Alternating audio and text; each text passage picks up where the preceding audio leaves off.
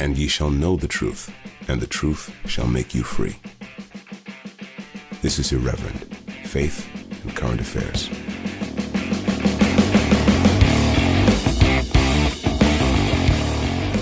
Hello everyone, and welcome to this special episode of Irreverent Faith and Current Affairs. I'm delighted to be joined today by Dr. Alexander Chula.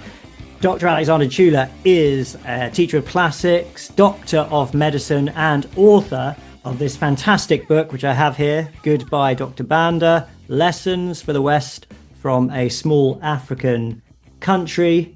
It's a great book. I really enjoyed reading this. So congratulations on the book, Alex. And it's great to have you with us.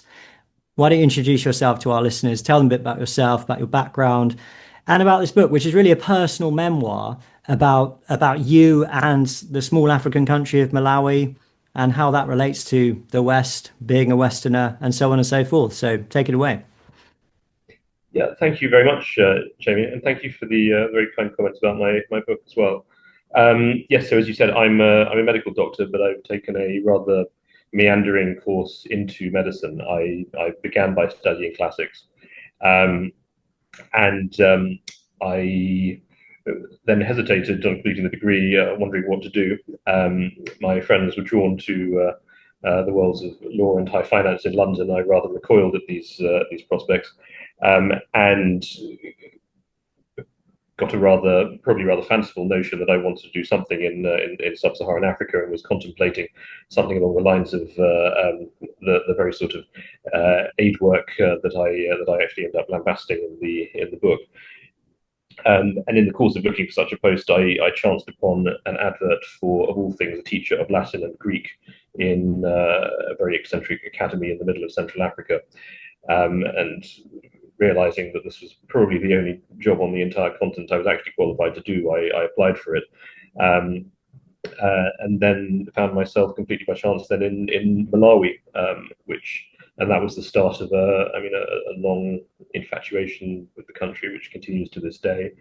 I was there for about 3 years. I was able to return in a medical capacity once I'd returned to the UK to complete my medical degree. So I saw the country from some very different perspectives. But the first was this very strange school deep in the Malawian bush, founded by the country's very eccentric, very Anglophile dictator Hastings Banda, specifically to promote Greco-Roman civilization as a way to advance development in Africa. And that was my acquaintance with Malawi. I sensed at the time that there was something important in the curious experience that I'd had, and this book, I suppose, was an attempt to try to put my finger on what that was. The book tries to do a number of different things. As you say, there is an element of memoir in it. There's also a very selective account of the life of Hastings Banda, who is an extraordinary but largely forgotten figure, a totemic figure from the post-colonial era. Though his life really only serves to provide a kind of a narrative backbone to the book.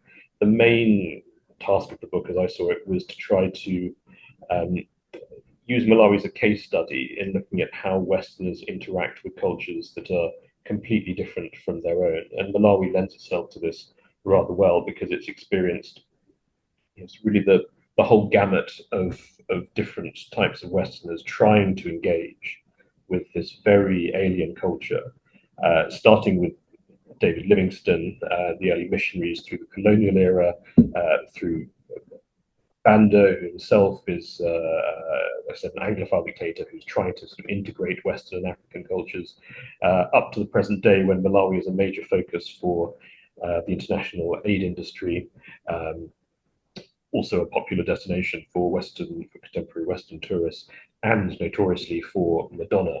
So my book is something of a mischievous compare and contrast of all of the different approaches that these very different people have taken to the fascinating indigenous culture of Malawi. I love the chapter on Madonna, by the way. I thought it was one chapter, wasn't it, which was quite There, detailed. It was, there was. I mean, she crops up now and again in the book, but there's one where I focus on her activities there. yeah, yeah. So there are so many things which are so interesting here about your book, but and there are so many themes about that sort of comparison between the West and a country like Malawi and the contrast there. But one of the things I'd like to ask you about is the past, that kind of cluster of issues around colonialism, slavery, Anglican missionary work, and so on and so forth. This is a major focus of your book. Now, to me, coming at this, I suppose my curiosity was piqued by your approach to these things um, because you are surprisingly balanced in your evaluation of the colonial inheritance and so on in a way which I think is unusual in terms of the sort of culture war that rages in the West nowadays. It tends to either fall on the on the left or the right, as a way. You tend to have sort of progressives who see colonialism as an unalloyed evil, and then people on the right who want to respond in kind by not necessarily whitewashing it, because there are very nuanced takes. We've spoken about Nigel Bigger just before we started recording. So there are people on both sides. Sometimes they have extreme views, but yours is quite balanced, and yours is very informed as well, because you were actually there. So how do you start with something like that? With the whole question of the post-colonial legacy. You can take this in any direction you want, but with something like slavery, for example, you make the point that British rule brought about the end to various different types of slavery in the area. There are several chapters on the work of Anglican missionaries and their sort of love for the country, and their Robert Laws, I think, is one of the people who talk about, their engagement with the country. But at the same time, you don't shy away from the more negative aspects of, engagement, colonial engagement with a country like Malawi. So how do you stand on this colonial inheritance and what it means today? Yeah. So I suppose the thing I found instructive about delving into the story of Malawi is that it provided a microcosm of the colonial history, which tends to be rather crassly defined in terms of its racism and its exploitation and its colonial repression. And I really hope my book does not shy away from um, admitting all of those charges that could be leveled against British rule in Malawi.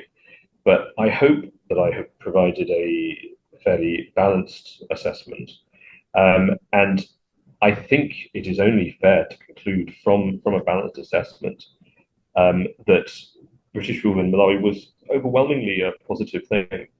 Mm. Um, I think the crucial thing is to actually drill into the reality of the historical context, as I'm afraid to say, I think few people do when they resort to sort of blanket statements about the colonial experience in Africa in general. Um, so why is Britain even involved in Malawi? Britain is led pretty much entirely by missionary endeavour. So Malawi is the territory that obsesses David Livingstone. Uh, and it obsesses Livingstone because when he begins exploring the territory in the middle of the 19th century, um, it is one of the major sources from which slaves are extracted by the vast Omani Arab Empire, which at that point is reaching its apogee, um, which extends all the way from the Middle East along the entire Swahili coast, from the northernmost tip of Portuguese-controlled Mozambique up to the sort of borderlands between Kenya and Somalia today, and is so successful and so profitable that they end up moving their capital from Muscat in Oman to Zanzibar in 1840.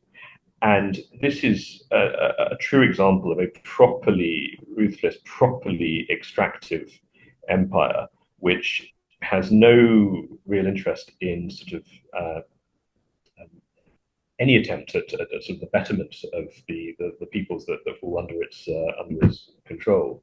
It really is directed at extracting ivory, at extracting slaves from the African hinterland, putting them to work in plantations along the Swahili coast and the Spice Islands of the Indian Ocean, selling them throughout the sort of the Indian Ocean and the Middle East, as well as also practicing domestic slavery on a massive scale, but also sexual slavery on a massive scale. And unlike in the Atlantic, where it was possible for the Navy to intercept these large European slaving ships that were making transatlantic crossings, this trade on Africa's east coast is being conducted in small coast-hugging dhows along a friendly coastline, and trying to police that with large British naval vessels that can't get that close inland simply proves very difficult indeed. So Livingstone concludes that the only way to extirpate slavery on this side of Africa is by missionary endeavor deep in the interior to stop the slave raiding at its source. And Malawi is a major focus because, relatively speaking, it's one of the more populous territories from which slaves are extracted. And Livingstone thinks that the solution is the infamous 3 C's, which causes so much embarrassment today, of Christianity, civilization, and lastly commerce, because he realistically recognized that there had to be some way of paying for it. But that is what that's what initiates British involvement. And he comes back from the region and makes an appeal in Britain, and it's volunteers that come forward and offer to take up fantastically dangerous missionary endeavors in this part of Africa, in which vast swathes of them lose their lives.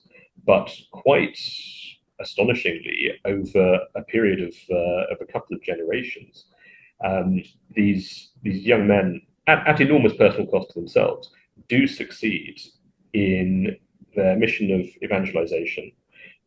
They do largely succeed in extirpating the slave trade remarkably peacefully, and in the especially the educational and uplift of the region. I mean, I always found it absolutely incomprehensible how such a small group of individuals could have converted such a large swathe of the world's population to Christianity through largely peaceful means. I mean, these are not the conquistadores in South America by any stretch of the imagination. And it was only when you really drill into the history that you realize that it becomes clear that the conditions that Livingstone and these young men encountered in the middle of the 19th century are pretty close to resembling hell on earth. Mm. So these are populations which are stunted in their growth because of perennial slave raiding, disruption of settled agriculture, disruption of any sort of hope for development, perennial famine because of the disrupted agriculture, and a world of extraordinary violence, not only from the Arabs and their Islamized African accomplices, also from a class of Portuguese mixed race robber barons who also engaged in slave raiding, and then into this chaos also in the middle of the 19th century advances a warrior tribe from the south who have broken off from the Zulu diaspora. These are the Ngoni, who are also terrorizing and in some cases enslaving local peoples.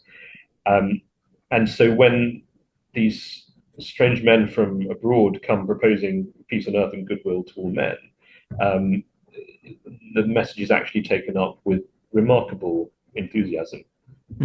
Yeah, it reminded me actually of a book I read about Anglo-Saxon England's that point you just made, which you make in the book as well. It reminded me of a book I read about Anglo-Saxon England, which I think is called Anglo-Saxon Theology or Anglo-Saxon Christianity. I forget the author, but he makes a similar point about the missionaries that came over from Europe to pre-modern Britain, pre-conquest Britain, it was such a bleak and awful place in all sorts of ways that when somebody came and they had this message, which is so positive and so mind-blowing, people sort of readily converted. And it's really hard for us to conceive of that now, because we're in a world, in the West, we're in a world which is so saturated by Christianity. We're on the other side of the Christian revolution, in that sense, the kind of conceptual revolution that Christianity has brought. We can't even imagine what that would be like. So it's fascinating to think about that. Absolutely. Yeah. So let me ask you this then. I mean, just to make it clear to listeners, you, in your book, you say you're not a member of any church, you don't have an axe to grind in terms of Christianity or anything like that. You're just kind of reporting this as you see it. So what do you think then about the role of Christianity? Clearly Christianity was an animating factor. It motivated people to do extraordinary things, extraordinary sacrificial things. These people, these sort of undergraduates. It sort of made me think of a film like Chariots of Fire or something like that. When you've got these undergraduates from coming out of Oxford and Cambridge, and they've got their whole lives ahead of them, and instead of going on to have successful careers and comfortable lives in England, they go and live in a place you just described as more like a sort of hell on earth. And a lot of the time, they actually their whole life, they spend their whole life there, and then they actually die there. Their graveyards are full of them, is one of the lines that stuck out for me in the book. They're all still there. Their bodies are still there today. So I mean, and you also express surprise at I suppose the effectiveness that they were able to. Maybe there are sociological reasons that you could kind of bring to bear to explain that. But I mean, how do you see Christianity then in that sense? I mean, what are your thoughts about the animating role and power of Christianity? Could you elaborate a bit on that, please? Well, I mean, I suppose one of the things that drove me to write the book was this sense of extraordinary admiration for these figures who had been consigned to complete oblivion in Britain, figures that I'd certainly never heard of, who had achieved such remarkable things and came. I suppose it all felt a bit close to the bone because it felt so, in some ways, similar to my experience. So, worth explaining that when Livingstone first came and made that appeal to people back in Britain to come and join a crusade against slavery in Central Africa, he first directed it to the universities of Oxford and Cambridge. So you end up with this plethora of extraordinarily gifted, educated young men that come forward. But so many of them have, as you've alluded to there, given up fantastically better prospects elsewhere, lucrative prospects elsewhere. Aside the example of W.B. Johnson, who had been offered a post in the Indian Civil Service, which is sort of one of the most prestigious and well remunerated posts you could have been offered in Victorian England, but instead opts for this life of hardship and danger in Central Africa, where conditions are known to be so bad that it becomes basically a habit amongst these missionaries to choose their epitaphs on the outward journey from Britain in justified expectation that most of them are going to die in Central Africa. So being out there as myself, a recent Oxford graduate, but engaged in fundamentally, a frivolous, relatively frivolous activity there, and with such ease of travel there, and such protection from hardship, and such ease of communication back with, back with home. I just couldn't help but feel extraordinary admiration, but also sort of indignation that their story had been, as I said, consigned to oblivion.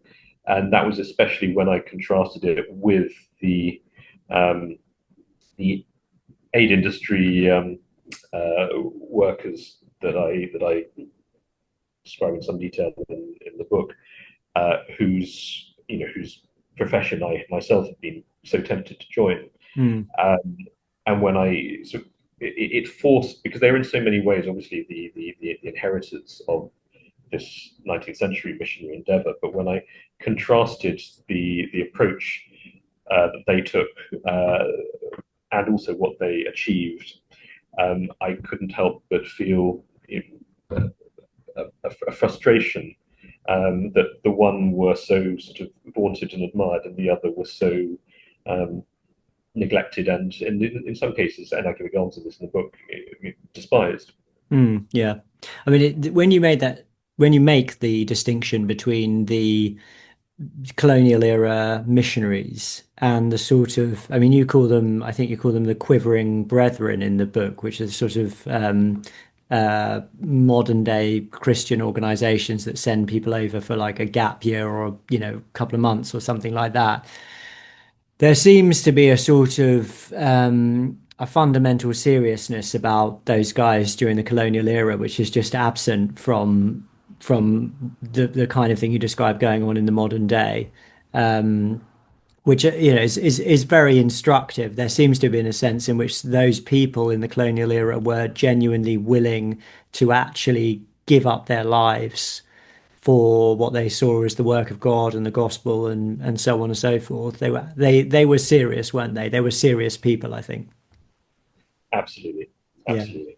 Yeah, and the sort of quivering brethren. It's interesting because there's a sort of analogy between sort of the modern day NGOs and the quivering brethren. It's this sort of it's this idea, and it does play into this culture war stuff. And forgive me, I'm just trying to articulate this as I'm thinking about it. But it's sort of this idea that the West has this sort of superior, almost superior outlook. It's almost like a product, like being a Westerner is a product, which can kind of be exported to a country like Malawi, and then just sort of in I mean, in your book, it does come across as though you're saying it's almost like a patronizing, condescending way. The West is sort of giving its values to people in Malawi, but I don't want to let the Christians off the hook here because the Christians are kind of doing the same thing. They're kind of going over there with a sort of modern Western attitudes, their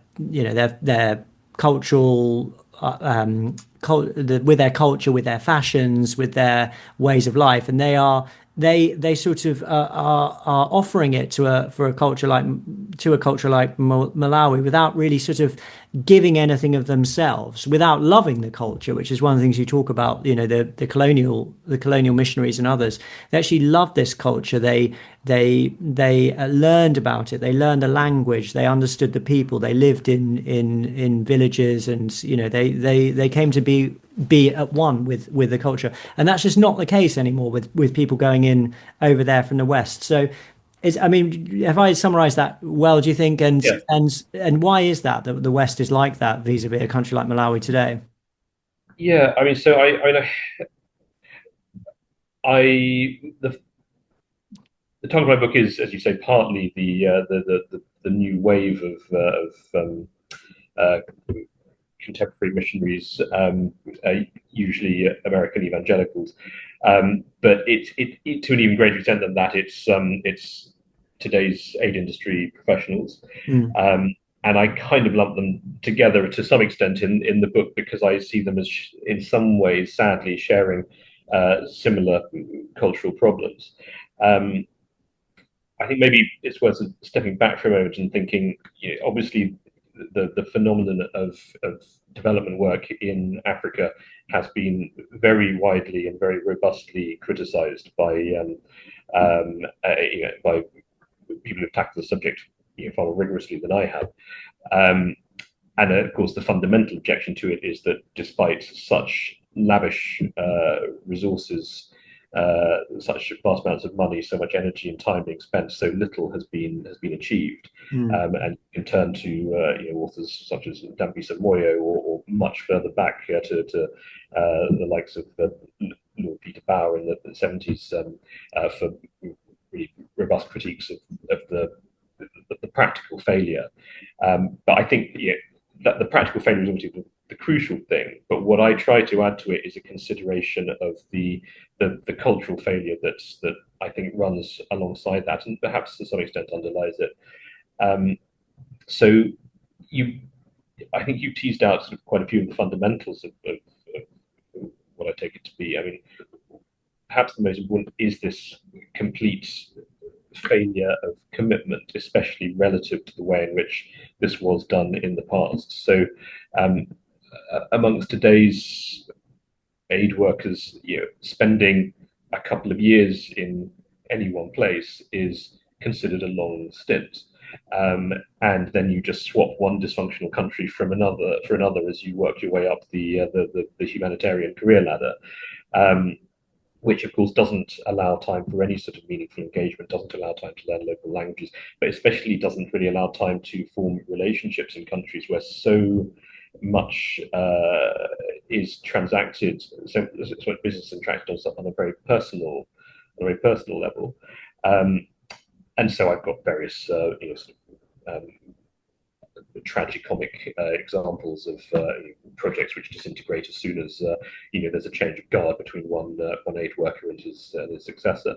But what I've also, I suppose, tried to tease out is that in the transience of that interaction, there's also something, I think, worse than ineffective. There's something, I think, corrosive of local culture, because, as you said, by interacting with another country in that way, you are pretty usually inadvertently exporting a certain vision of Western culture. And it's one in which you are basically able to jet in and jet out and treat a posting somewhere like Malawi as effectively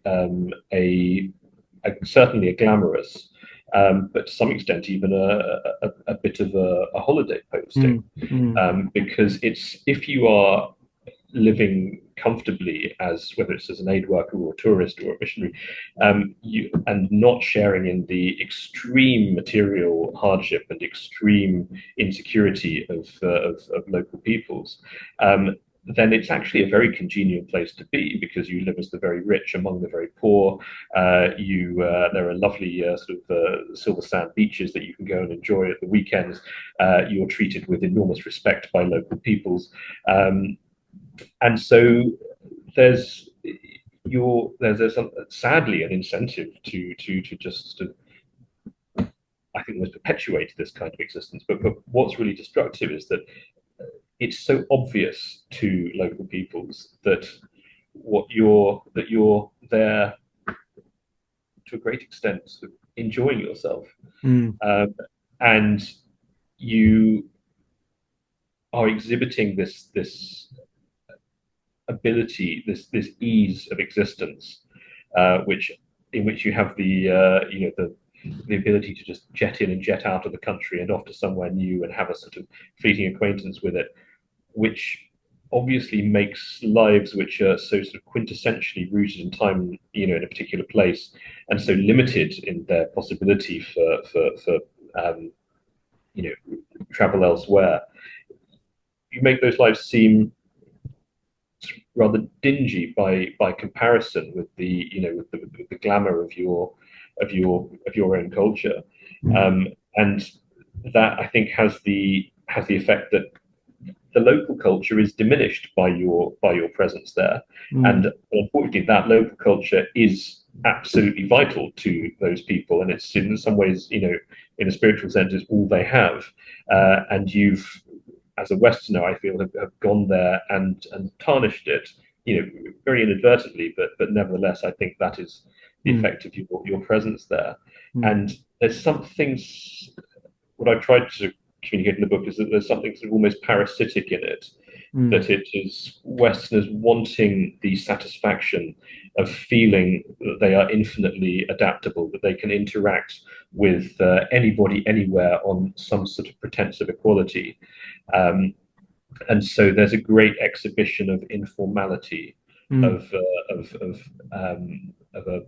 a fraternity that's actually really very, very transient.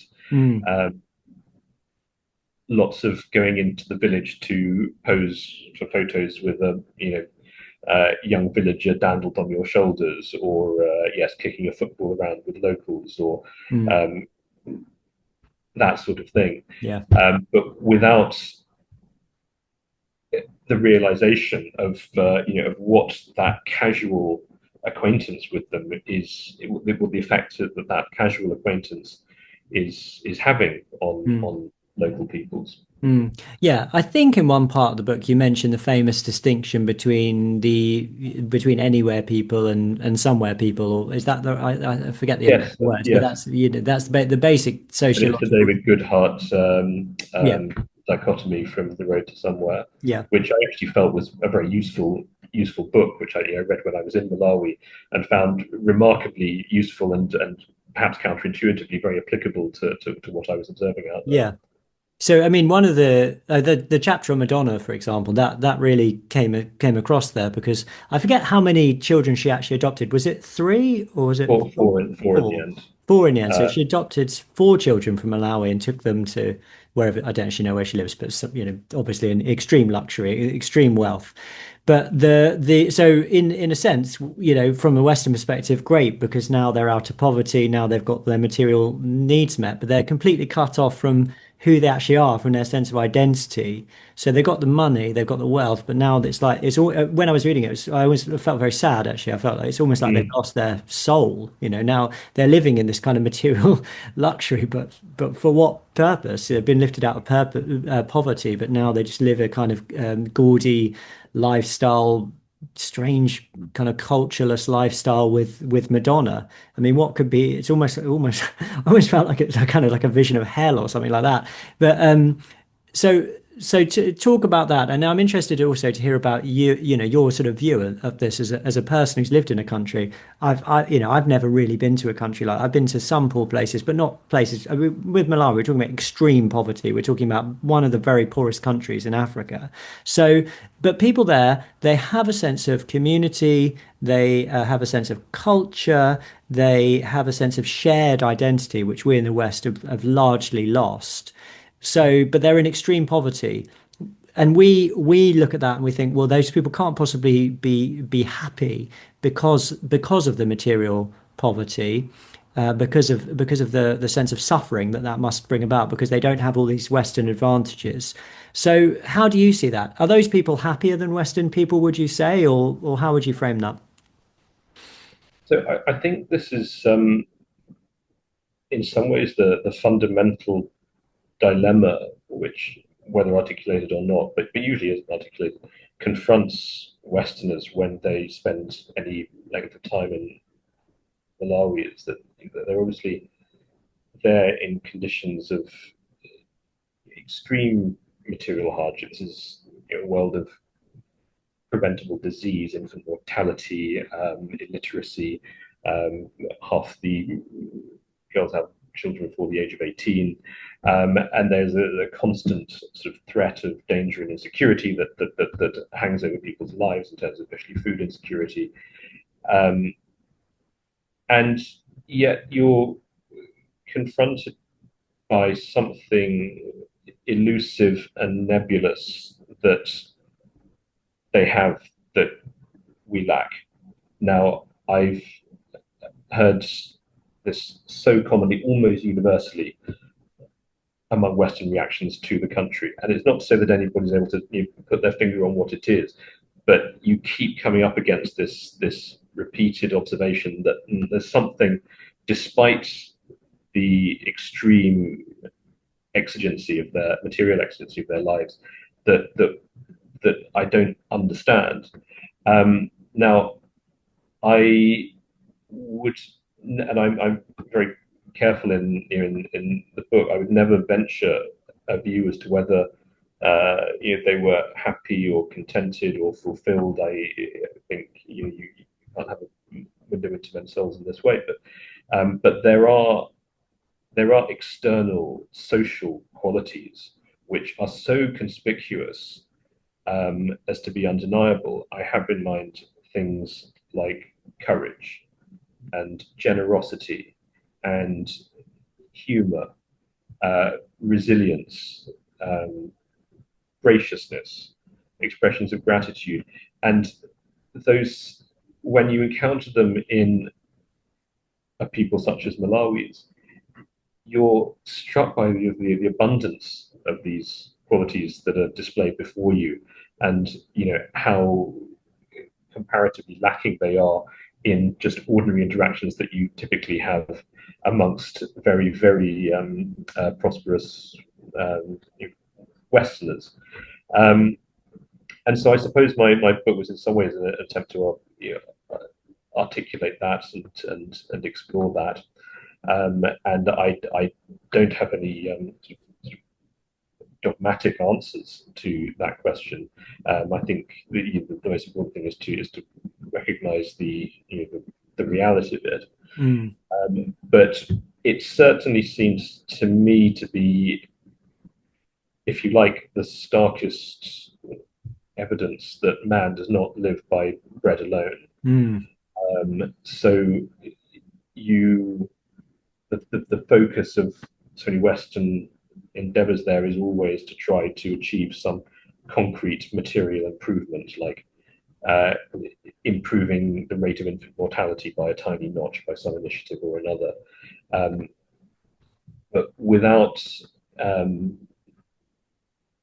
in some cases much awareness or much sensitivity to a local culture which is actually clearly very rich and clearly very, very important to local peoples, and at the very least, which is fostering a sense of shared, certainly said, which is fostering bonds of kinship and locality, which are clearly very strong, and engender a certain remarkable optimism amongst local people, which we tend to lack. Yes, and are very conspicuous all around you, and make such a contrast with our lives in the West.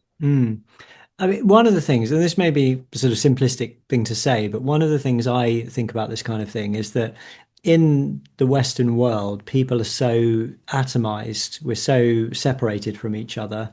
I live in the middle of a city, and there are people all around me. And obviously, I'm a vicar, so it's kind of a public role. But even I walk around sometimes, dressed as I am now in my clerical clothes, and people just ignore you. I mean, I ignore them as well, maybe some of the time. But people don't say hello to each other. They're in their own world. I mean, especially in a place like, I live in a wealthy place in England, so I live in, comparatively super wealthy place. People are off doing their jobs, taking their kids to birthday parties, all that kind of stuff, and people are they're just locked into their own tiny unit, whether that unit is themselves or their immediate family. And I think that must be a cause of much of our sense of misery and isolation, and it contributes that feeling of being, lacking that thing that you talk about, and that the Malawians have and others have like them. So, I mean, I know that's kind of a simplistic thing to say, but I just wonder if that is a big part of it. And of course, that's facilitated by technology and by wealth, because we live in these nice houses. They're nice and warm. We've got all our TV and our Netflix or our mobile phones or whatever it might be. And we have no need for anyone. So there's no need to go out there. And human nature being what it is, it's hard to actually make the effort. What do you think about that theory? Yeah, I think that's, but I perhaps even go further and say that it's what the difference that I observe is that there's an estrangement not only from one another in a community, which is fundamental enough, but it's in the West versus in Malawi, estrangement from everything, from the natural landscape around you as a source of not just something that you sort of go out to dally in and enjoy on a weekend, but actually the life and death source of your sustenance. That your life may well be lived, on a tiny patch of earth from which you may, in some cases, may never stray your whole life, and that patch of earth supplies every meal you will ever eat. It supplies the bricks, of the house that you build. It supplies the roofing material. It supplies your bed. And so there is that connection with the natural world, and that as the source of life. It's obviously so an intensely religious society, so you sense that there's a how would I put it without myself being, a doctor of the church, but there's a directness observable to me as an outsider of the sort of communication which seems to be practiced with God, but also with supernatural forces more generally, which are taken for very much for granted. I mean, I give one like droll example of a pastor who actually claims to have a fax machine to God, housed in an outhouse around the back of his parish church. But certainly prayer as an activity is something that's conducted by almost everybody that you encounter on multiple occasions, often very publicly. So that I give the example of Westerners who ended up forming relationships with Malawians would be a little bit surprised when they first sit down to dinner, and it's completely standardized, and because it's very, very highly unusual not to, well, first of all, sit together to eat in the first instance, but above all, to give thanks to God for the meal that you're about to eat. And little gestures like that suggested a position of gratitude, which was so striking precisely because it was felt so strongly amongst people who actually materially, relative to ourselves, had so little, and yet the gratitude was expressed so firmly and so consistently, and I believe sincerely. Yeah. Sorry, I didn't mean to cut. So I think the to your point, the alienation which you're describing, it operates on several different levels there. Yeah. So I mean, to me, it reminds me. As people who listen to podcasts will know, I frequently mention the philosopher Charles Taylor, who I've studied a bit, who wrote about secularism. Writes a lot about secularism, let's say. But one of his concepts, he contrasts the pre-modern self with the modern self. This, we're talking about the Western context. And the pre-modern self he describes as porous, so that he says there's a kind of porosity between the self and the world out there. So that would involve obviously other individuals, but it would also involve the natural world, the animals, the landscape, and so on, but also the supernatural world as well. So sort of pre-modern man was, felt himself vulnerable to all of those forces, but also in a strange way kind of connected with them as well, because there wasn't this absolute separation between the individual and the world out there. In modernity, Taylor says we conceive of ourselves as what he calls the buffered self. So there's like a kind of wall in between us and the world out there. So it just reminded me when you said that thing about the natural landscape, and then also, as it were, the supernatural landscape. It seems to me that Taylorian concept is quite handy there, because that's the difference, isn't it? In the West, we are disconnected from all of those things. Even people who are, religious, as it were, people who have religious faith. This is the way that we're sort of conditioned. We're conditioned to sort of see ourselves as radically isolated and individualized, and we can kind of open ourselves through an act of the will, but nevertheless, it's not a kind of default position. Whereas in a country like Malawi, they're porous. There's a porosity socially to the natural world and to the supernatural world as well.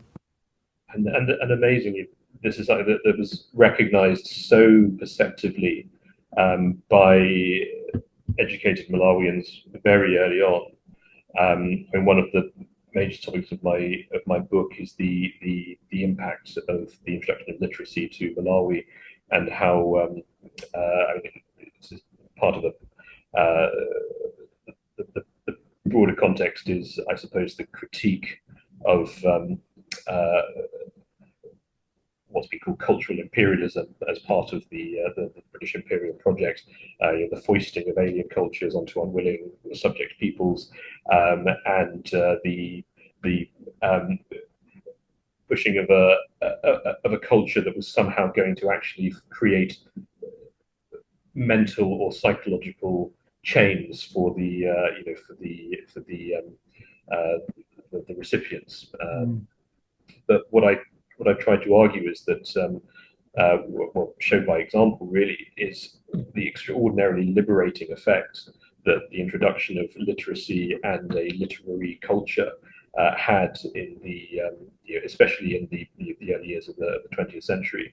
And so it's amazing how rapidly the country goes from a situation in which the written word is almost completely unknown, but under the tutelage of these fantastically educated missionaries with very, very lofty educational projects, to producing writers with very sophisticated critiques of the culture that they're surrounded by. Now, a lot of that is obviously directed at the overtly political in its critique of colonial rule, and a great many of these individuals go on to become very successful activists who live to see independence within their own lifetime. But a lot of them are also offering critiques on a much more sort of sophisticated level along precisely the lines you're describing. I mean, so the example that you stirred me to remember was that of Malawi writer called Levi Mumba, who in the I think as early as 1930, the work I quote in my book, makes this amazing comment about how much he, in his words, hates individualism. That he sees he targets individualism as an alien spirit that's been interpolated into indigenous societies, and in his words has torn one man from his brother and another from his father, and so on. And all of this is long before you've got the far more vigorously individualistic and consumerist culture of the West introduced in more recent years. Yeah, that's very interesting. Yeah, and extremely interesting. One of the things I'd like to ask you about, it relates to what we've just been talking about, is this thing about supernatural being an immediate reality to the Malawians. And again, I apologize, but I'm going to bring in another concept from Charles Taylor here. Charles Taylor talks about the social imaginary, which in his view is his description is how we just experience reality. He says in a kind of naive way, so a sort of default way. So it relates that concept to the buff itself in the modern West. You've got a situation where there are lots of people who consider themselves to be religious, but the supernatural isn't an immediate and assumed and felt reality in the same way as it was for Taylor in the pre-modern period in the West, where, angels, demons, enchanted objects, places of particular holiness or even places of pernicious evil were realities to people. They were just immediate realities. They were assumed and taken for granted. And felt and experienced. It also, and I'll get to the bit in your book in a moment, but just one other thought that came into my mind when I was reading about and thinking about this. It also reminded me of reading the philosopher Ian McGilchrist, who talks about the way that what we give our attention to, tends to become the thing that is real to us. So if you're thinking about a concept in the West like disenchantment, this is why Western people see the world in this way, because we've attended to the world in a particular way. We've attended to technology, we've attended to science, we've attended to medicine in a particular way. We've attended to the natural world in a particular way. And so we're sort of conditioned now to not experience the world in the way, say, our pre-modern forebears did, or indeed people in a country like Malawi, where there's this kind of immediate not just cognitive belief in the supernatural, but the apprehension of it as though it's an actual living reality that people are literally seeing and experiencing with their senses. One of the examples you give, and I think this is the right phrase, is it a witch aeroplane? Is that right? The witch Yes. aeroplane. So could you tell us, I was fascinated. I wanted to hear more about the witch aeroplane because I wanted to know what it looked like and more about it. So can you tell us about that? Yes, so it was. I mean, it was fairly early on in my acquaintance with Malawi, and I was told fairly matter of factly that a which aeroplane had crashed in the nearby village just a few weeks before, and that was just my first encounter with similar stories told by a range of different people who would talk about these things in a very casual, matter of fact way. Um, and the appearance of a witch in the village was not a common phenomenon, but it occurred, it occurred um, frequently enough that I was able to hear it from a number of different sources, and people would give, yes, remarkably um, prosaic accounts of it. So I'd be told, yes, the witch was it was just an ordinary yes market day. Everyone was going about their business at the local market, and then the witch appeared and just flew just above everyone's heads, very slowly gliding along, and then came to a stop, and then we fell upon the witch. And the witch would end up being sort of beaten up by the crowd.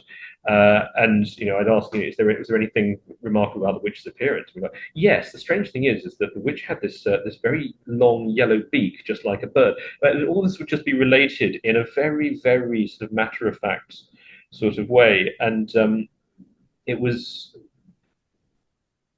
the same whether you were talking about a detail of superstitious belief like that, or larger professions of religious devotion. So I remember it was again fairly early on at the school where I went to Malawi to teach when I first went out there. Eventually, my pupils sort of plucked up the courage to ask me. They were like, "Sir, we know that quite a lot of the Westerners who come out to Malawi to teach are," and they'd almost sort of hush for a moment before they breathe the word, they are atheists, and they'd sort of muster the courage to say, "Are you an atheist?" And it was that very strange experience of the position that I was familiar with in the West being completely upended, that actually being an atheist was the eccentric position, and being a believer was absolutely the norm. And it was funny from that position because, of course, I remember from school that it was the kid in school who was the Christian, who was the weird eccentric, who was regarded as a bit of a funny, quirky character whose parents were a bit weird, and everybody else was normal because they came from positions of healthy skeptical orthodoxy. So to have that completely inverted in Malawi was yes, I think in many ways quite a salutary experience. And if I may ask you, living in Malawi where people had that view of the supernatural as an immediate reality, did that rub off on you at all, or was it just something you felt alienated from? Um, I mean, this is not. I mean, I don't. This is certainly not something that I go into in the book. My own uh, religious position is still sort of very much undefined. Although, as I mentioned in the book, I'm not a practicing Christian. I'm not a member of any church. I don't have very much susceptibility to the mystical or the supernatural, but as I said, it did feel healthy to have the perspective flipped, and certainly eroded a lot of the, I suppose, assumptions that perhaps had underpinned atheism as I'd taken it for granted for much of my life. Mm, mm. Well, thank you for that. I appreciate that answer very much. Um, Dr. Alexander, I think we're coming to the end of our time now. Thank you so much for your engagement. And I do encourage the audience to go and buy this book, which is available now, isn't it? I think I got an early copy, but it's certainly available on Amazon and in all Yes, good the shops. paperback just came out a couple of months ago. So Yes, yes. absolutely. Fantastic. And is there anything else you'd like to point listeners to, or do you have a presence anywhere else, or is it just you'd like them to go buy the book? Oh dear, yes. I do. I'm a very, very unenthusiastic social media presence, but there is a Twitter an X handle at Alexander Chula, and yes, things occasionally appear there. I do write very sporadically odd pieces for Critic, and I've written for a couple of other magazines in the past. So from time to time, things do appear. Well, fantastic. Well, I'll have to follow you on X as it's now called, because I didn't realize you were on there. Brilliant. Well, thank you so much. Thank you for the book, and we're very much looking forward to whatever it is you do next, and we'll hopefully see you on the podcast again. That'd be terrific. Thanks ever so much, Jamie. Thank you.